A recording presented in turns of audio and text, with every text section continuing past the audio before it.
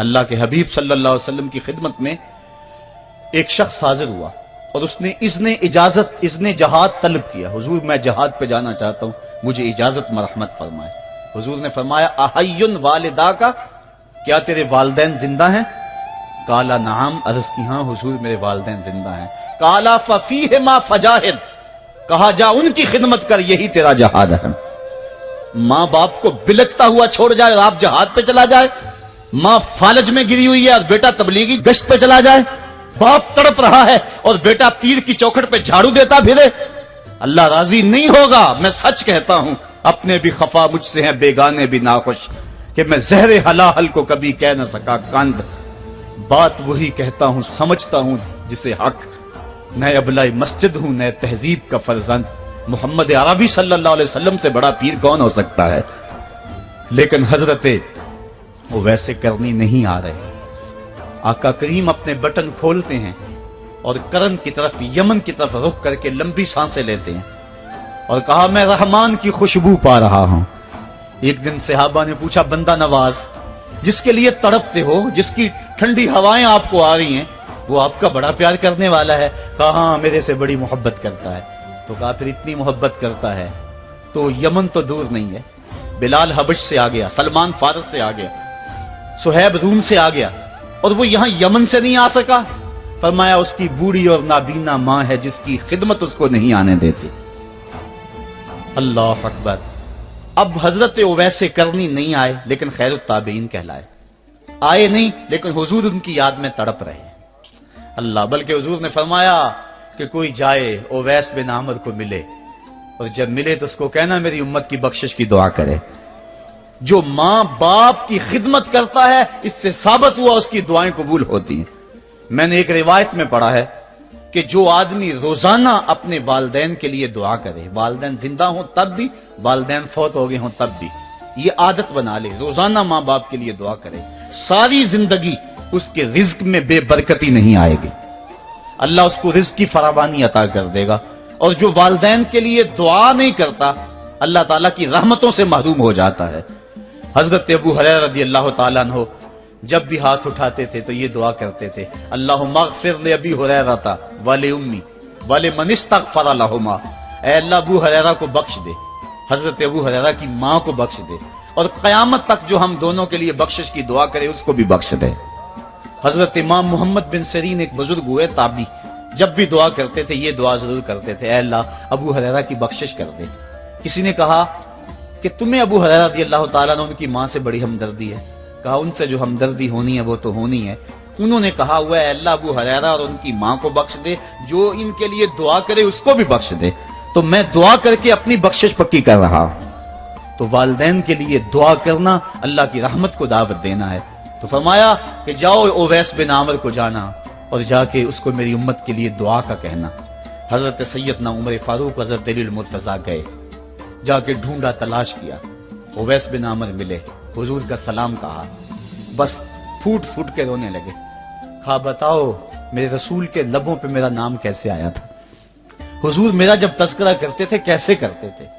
یہ درد دیکھا تو بولے کہ کیا آپ اتنی محبت رکھتے ہیں تو پھر ملنے کیوں نہیں آئے حضور, اتنا جو پیار رکھتے ہیں تو زیارت کرنے کیوں نہیں آئے. تو حضرت اویس کرنی نے بات کے رخ کو بدلا, کہا تم نے میرے رسول کو دیکھا, تم نے میرے رسول کی زیارت کی ہے. کہا ہاں ہم تو صبح و شام وہاں رہے ہیں. کہا پھر بتاؤ حضور کے یہ ابرو جڑے ہوئے تھے یا کھلے ہوئے تھے. اب دونوں حیران ہو گئے.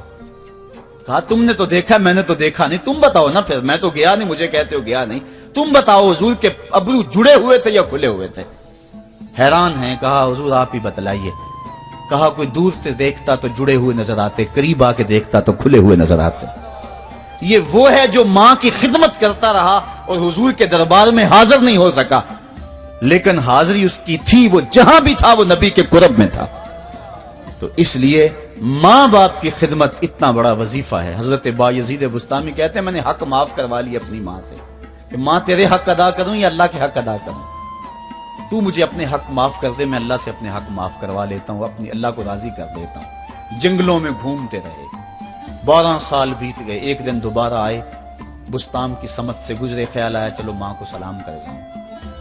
तहज्जुद का वक्त था, रात का वक्त था, दरवाजे पे खड़े रह गए कि मेरी माँ सोई होगी, मैंने कभी कोई खिदमत नहीं की माँ की, तो अब उठा के तकलीफ क्यों दूं। सारी रात खड़े रहे। जब तहज्जुद का वक्त गुजरा तो नाली से पानी आया, समझ गए कि मेरी माँ तहज्जुद के लिए उठी है। दरवाजे के करीब हो गए तो माँ ने हाथ उठा लिए, कहा अल्लाह, मेरा बेटा बा यजीद तेरी तलब में निकला हुआ है, मैंने उसे अपने हक माफ कर दिए, तू उसको अपना विसाल अता कर दे। हजरत बा यजीद दरवाजा खटखटाने लगे और मां के कदमों में लिपट गए और रो के कहने लगे, जिस रब को मैं जंगलों में तलाश करता हूं वो तो रब मेरी मां के पास है। तो मां की दुआओं में अल्लाह की रिजा है। मां राजी हो जाए तो समझ लो खुदा राजी है। अल्लाह ताला जल्ला शानहू ने इरशाद फरमाया, वक़दा रब्बुका अल्ला ताबुदू इल्ला इय्याहु, तेरे रब ने यह तय कर दिया है कि उसके अलावा किसी की पूजा नहीं करोगे।